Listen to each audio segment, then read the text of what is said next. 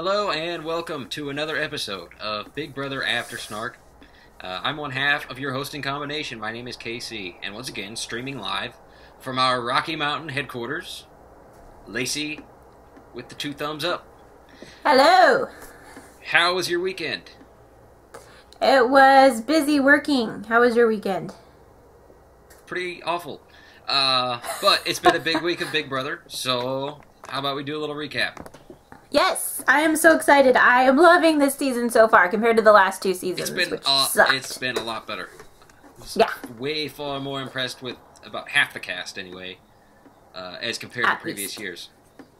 Yeah, absolutely. A lot of players. Yes. Well, let's start by, addressing the obvious. The sun has set on another day. Tomorrow will be a new day. So, what do we have any final words? I hope you're comfortable, because I could do this all day.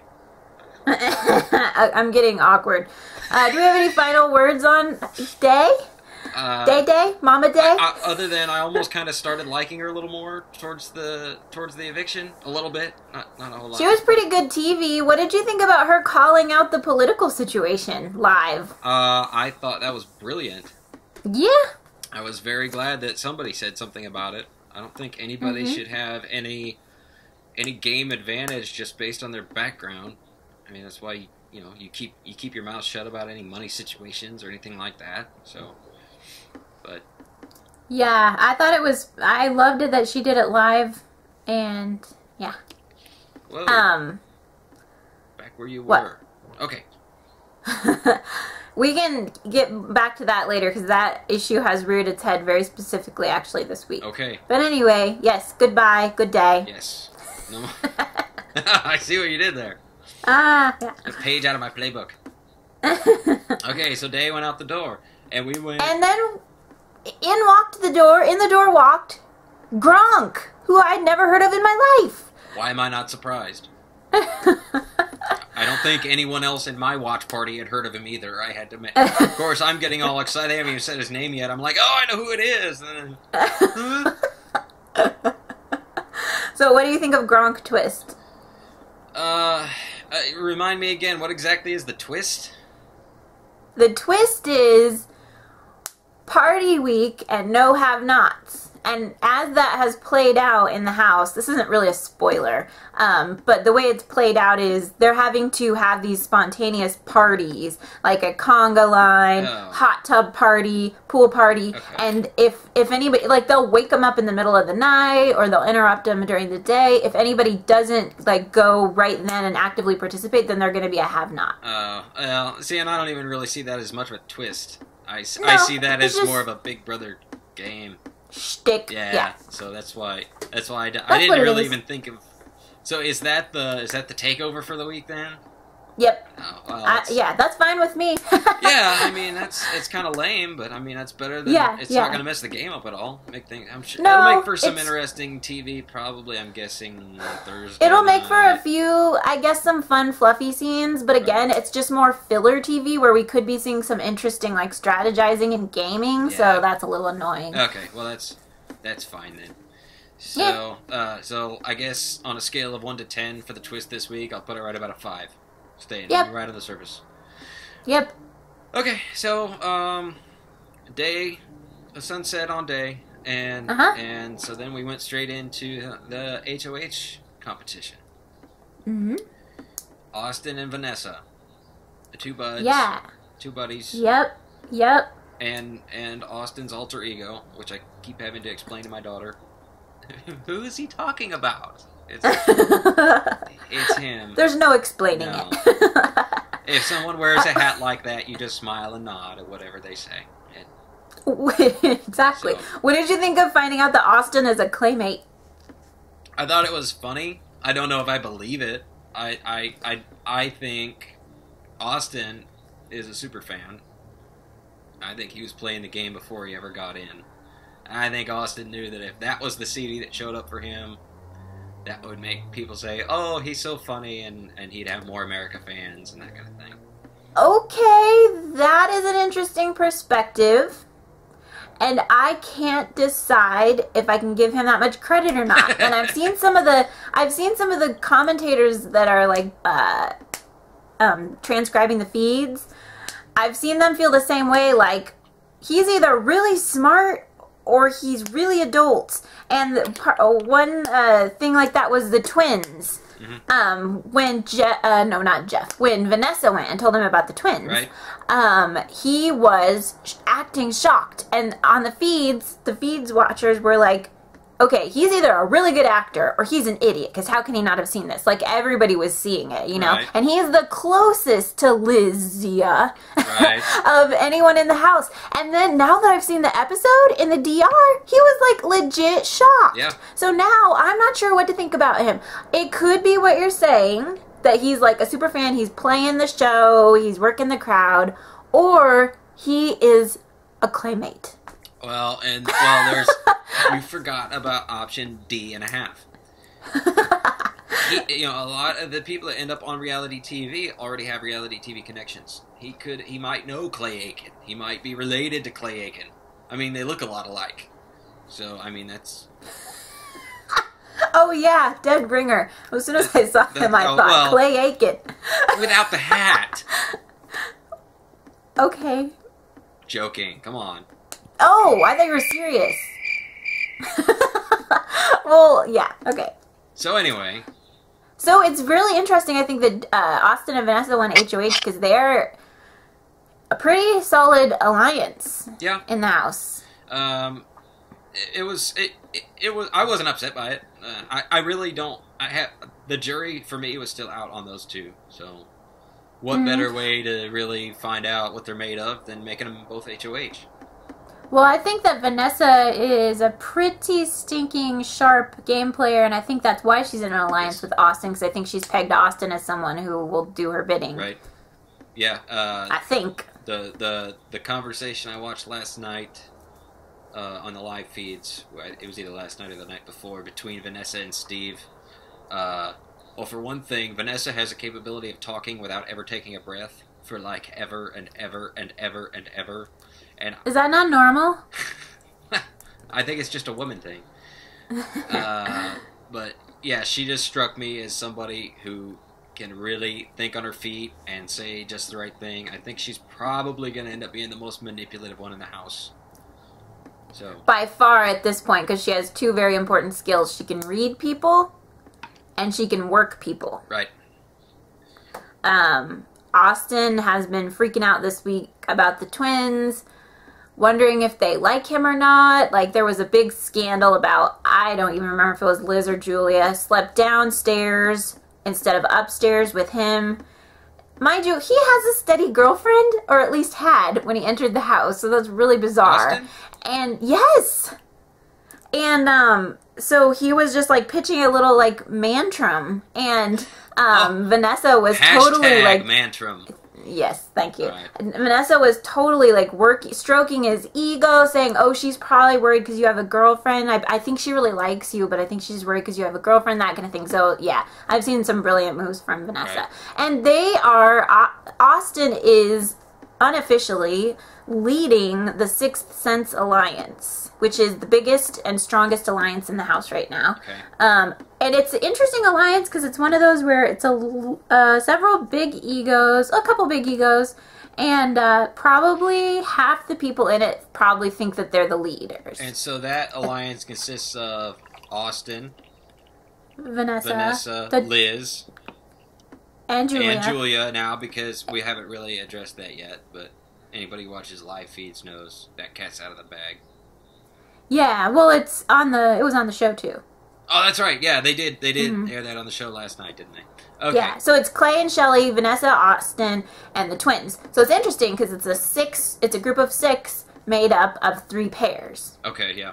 Which, there's 3 pairs in the house now. I mean, Vanessa and Austin haven't come out as a pair, and I don't know that they're seen as a pair, but they do have a Final 2 deal. Right. And I think that's probably absolutely somebody Vanessa would like to take to Final 2. Right. Austin's an idiot if he takes her, but whatever. If you're a pair in the house, that's your ideal position, to be in alliance with another pair or 2. Because if you're a pair and you're in an alliance with a bunch of singles, obviously you're bottom rung. I mean, you're going to be the first to go once you start picking off your own. Yeah, because then you're considered dangerous. Yeah, so that's a brilliant alliance, the Sixth Sense. And really, they have the side alliance, the Freaks and Geeks. I knew nothing about the Freaks and Geeks. So Steve needed to be in on something, and I think it was actually Steve and Austin. It was at least Steve and Austin, if not Stone Cold Steve and Austin. Yeah. If not Steve, Austin, and Vanessa that like spearheaded it. So it's a side alliance. It's Vanessa, Austin, the twins, and Steve. Okay. Now, Vanessa, Austin, the twins obviously are in the Sixth Sense, and that's their real alliance. The whole point of Freaks and Geeks is to control Steve as a side alliance. Move. Yes, as a side alliance to the Sixth Sense. And then there's another alliance that's like unspoken. That's the James, Jason, Jeff, and Meg. Okay. And out of those four, I think the only one I don't like at this point is Jeff. Ugh. Not a Jeff fan. Nasty. Nasty. Stupid. He's not using his football. Yeah, no, that's for sure. I think Tom Brady got a hold of him before he got into the house. Where's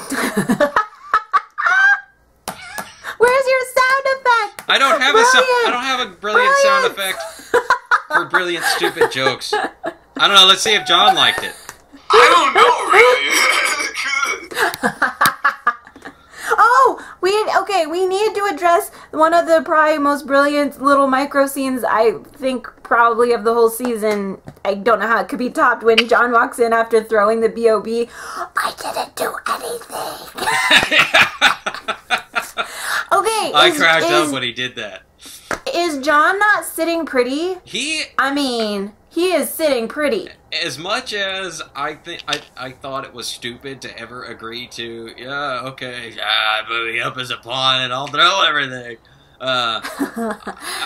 It seems to be working just beautifully. I will say that Clay is the current championship trophy holder of dumbest possible game move in the house when he actually legitimately asked John not to use the power of veto on himself. Like, anyone is ever. I mean, it's one thing to throw a competition, but if you have the veto, I'm sorry, I keep swiping over some sound bars that need to not be swiped over. If you've got the power of veto, you use it on yourself. Well, that's where, John is, he is really smart. It's not like they're saying, oh, we want to put you up as a pawn. They are, but it's at the B.O.B. phase. And when, like he said... It's better than when it's just two people, so... And like he said from the outset, I don't want to do it, but when the HOH asks you to do something, But then he did prove that he was smart enough to stand his ground when the HOH asked him not to use the veto, and he used it. No! That was a pretty good likeness, by the way. Well, thank you. The thing about him is he's so underrated in the house. Like, I remember when he agreed to throw the B.O.B. Or no, it was after he threw the B.O.B. And then he came in the room with Shelly and Clay. Kelly, that's that can be their nickname. There you go. Shelly and Clay. And Shelly was like, oh, she almost was going to pinch his cheek, and as soon as he left, he's so sweet, he's so cute, I like him. And Clay's like, yeah, I like him, No, he is cute and sweet, but there's more going on there. Well, yeah, and he's obviously very intelligent because you can't be a dentist without being somewhat intelligent, and half the people think he's lying about being a dentist. So, boom, underrated. Well, maybe you haven't had any bad dental work, but... Not everyone would agree with that. You've got to at least be book smart. It doesn't mean you have to have hand-eye coordination. I also think it's so, I can't stop thinking how bizarre it is that they made the Have-Not room the dental theme when there's a dentist in there. And I almost was worried that would make him a target when I saw that, because it was like, what, is he the star of the season or something? That was just bizarre. I'm sure, I would assume as a coincidence, they probably had that thought out, and then they cast John, they're like, oh, whoops. Right. I'm assuming, I'm sure it had nothing to do with him, but that's bizarre. I think they should have changed it, saved the dental room for next season when they cast a dentist. And another thing, I actually thought... this early on to have a dentist in the house when they're doing the twin twist. Yes, with the crown. And then Yeah. he, sure enough, she has a crown right in the front of her face. How observant is that? I mean, my goodness. Well, if you're a dentist, you don't probably have to be that observant to know it's a crown right in the front. I mean, there's a lot of teeth in that room, though. I mean, he said he Well, noticed it. They probably- were all sitting around the table, and I mean, that's a lot of teeth.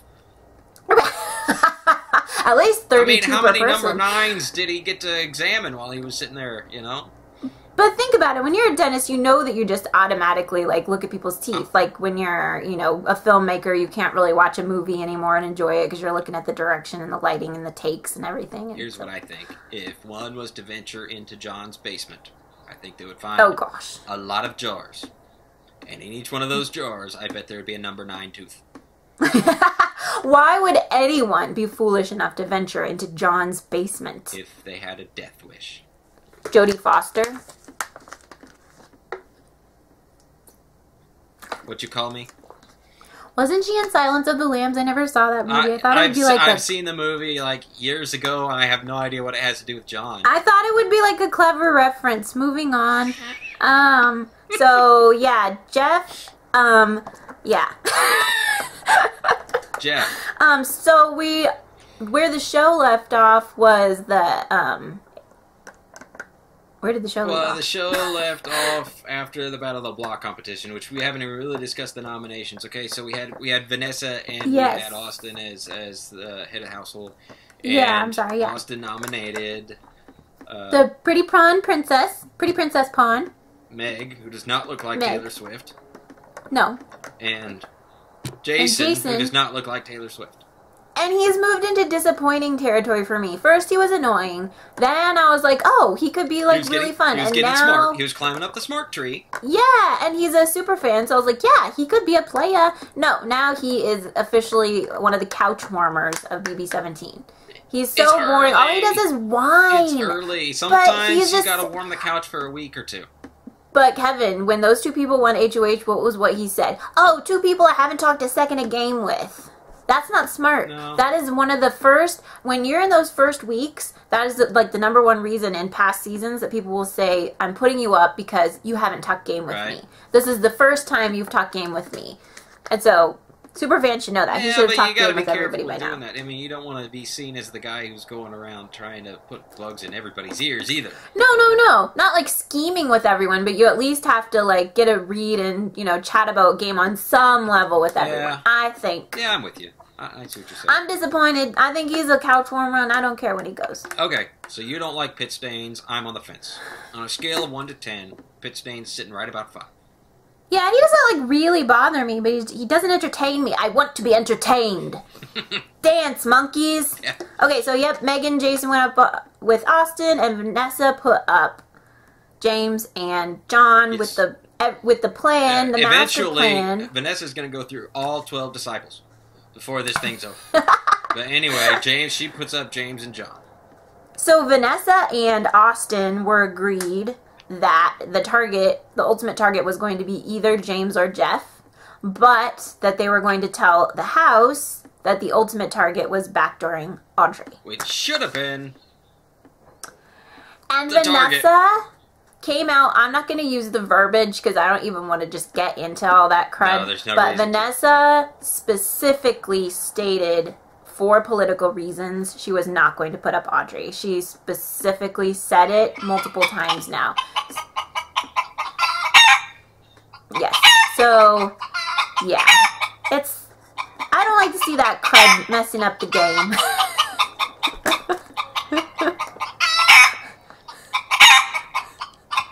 I think, do you need to collect some eggs over there? I'm wondering.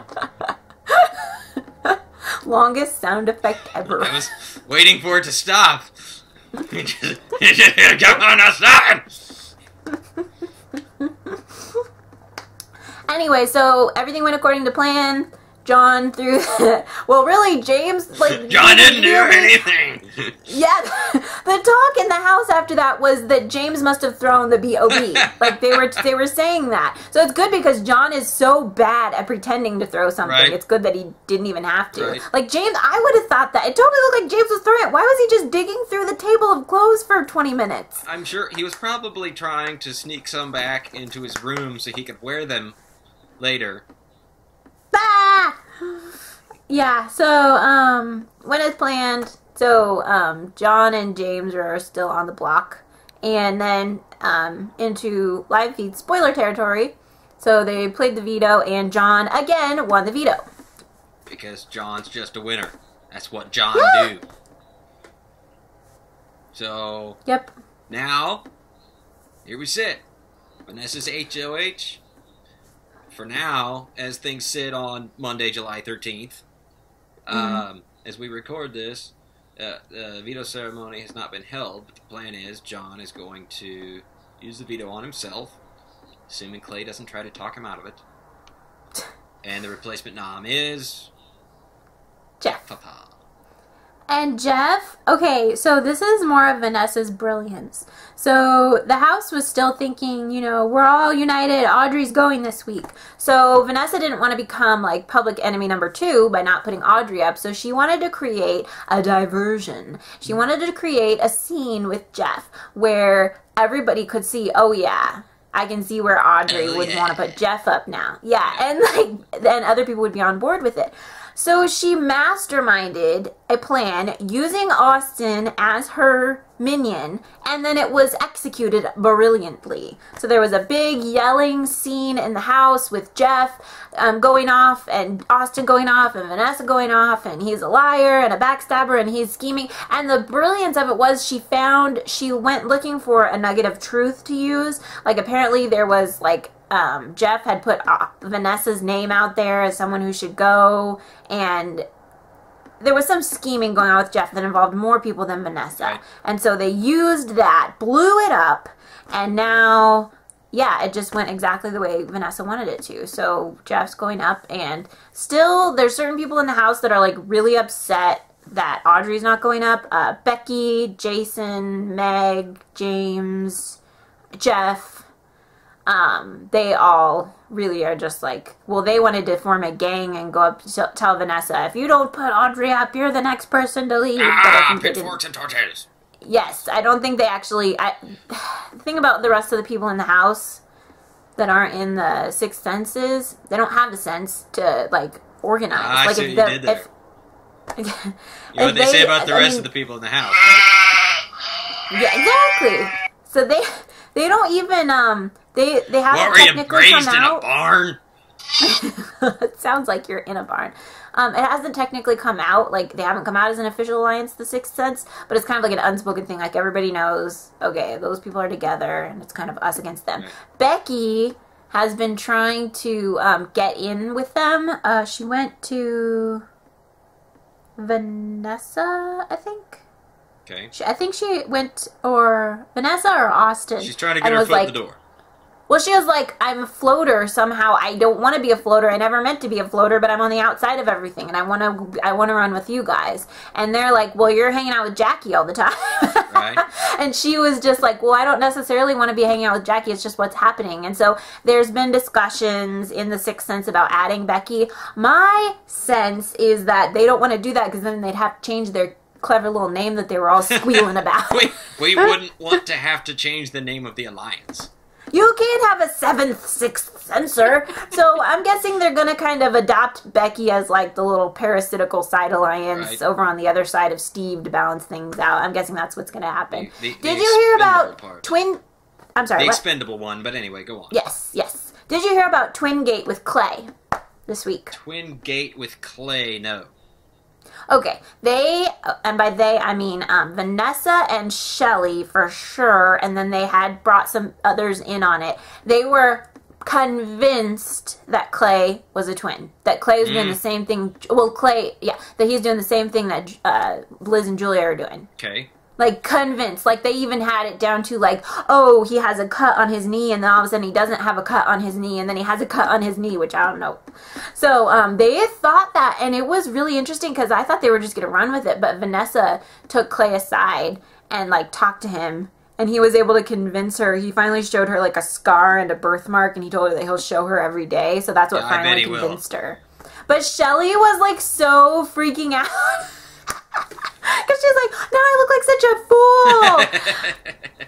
By the way, I'm totally impressed with Shelly not, like, kissy-wissy on the cameras. No kissy-wissy? Yeah. Very no good, booger. Good. Don't get no booger. I am really I think she's the first showmance chick to be like, yeah, we're not making out. She's on also the national first television. one that was over age 23, so I mean that helps. Well, in body. Well, I mean, We're sorority sisters! Zeta love! She was the type of girl that's, still talking about what happened in high school and any chance she gets, and yeah. Yeah, that's true. It's a little sad. You know that Clay says to her that he loves her and her withered body? Yeah, I saw that. That was kind of hilarious. It's sweet, really. That relationship is going nowhere. No. Just in case anybody wondered.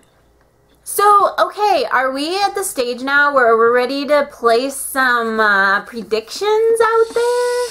We're getting there. We're getting close. Would you care to throw some names in the hat? I mean, not that it's safe now to do predictions, but I think, if we are true fans of any character, we should be willing to stick our necks out there and do predictions. So I already had called out Meg as a final 2, so I'll stick with that. Oh, you're keeping Meg in your final 2, okay?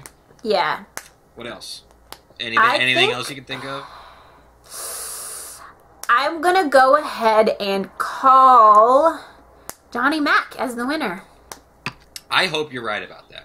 I'd say my 2 favorites right now are probably James and John. Okay. Why is James a favorite? Just something about James, the fact that he was willing to go in there as the first HOH and not try to be diplomatic. And he would not be pushed around. He would not. He knew what he wanted to do. He did it. He wasn't a sheep. So the farthest I think I'm willing to go right now in any predictions are just a combination of good gameplay and likable people. James and John are my top 2 in that combo. I'm not saying they're playing the best game necessarily, but just the combination likable people, good game. And I'm willing to say that at least one of those 2 will be in the final 2. Right now, unless something changes in a perfect world, I'd like for that to be the final 2. Yeah, I'm not as hip on James as you are. I think it's so hard because I want to say Vanessa's actually playing the best game. You're probably right. There's so many levels of that because it's she is playing pretty hard. I mean, she is playing smart too. You can't play a Derek game this season because Derek could play the Derek game because he was in the house with a bunch of freaking idiots who were blind and did not know what was going on. That was why he was able to pull that off, in my opinion. So she is playing the manipulator game, but not Derek style because she's more out there. Right. So I like that. I love watching that type of player, and I love having them in the house, but it's really hard for them to actually make it to final 2. Right. She's going to make enemies along the way. And she's going to not only enemies, but people. There's enough people that are savvy to the game that they're going to figure her out. They're going to figure out, I cannot take this person to final 2 because they will win because she's played really well. Right. So that's what makes me think she's probably not going to make it to Final 3 even. I mean, I could definitely see her in Final 4. I could totally see a Final 4 of Vanessa, Austin, Meg, and John. I could totally see that Final 4. Because I think Vanessa will carry Austin as far as she can. So I think what we were able to do just now is come up with 2 kind of sort of predictions. You're predicting Meg goes in the Final 2. I'm predicting either James or John in the Final 2. Mm-hmm. We can put it in the bank. Yeah. Put it in the bank.